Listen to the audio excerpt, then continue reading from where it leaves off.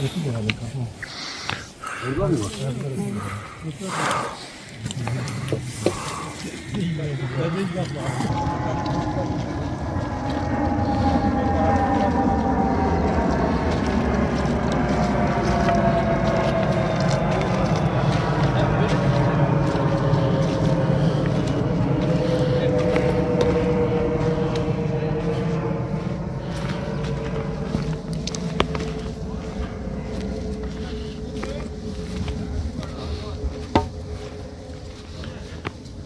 Tarafta. O kayalıklar arkadaşlar. Aynen. Tamam. Sağ tarafa gidiyor.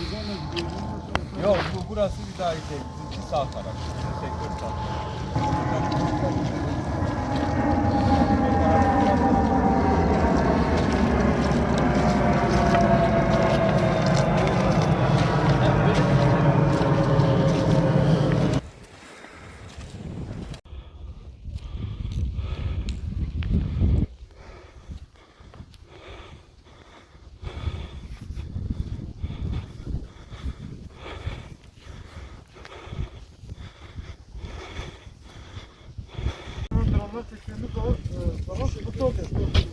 Hepimiz böyle dizilelim.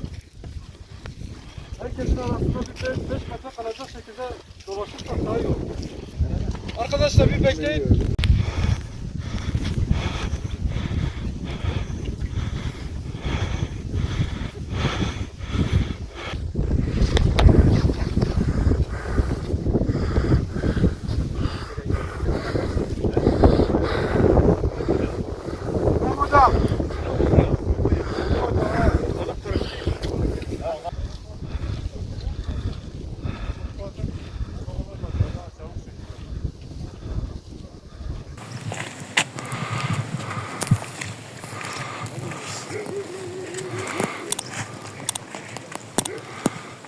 Bunu ağrı da alın.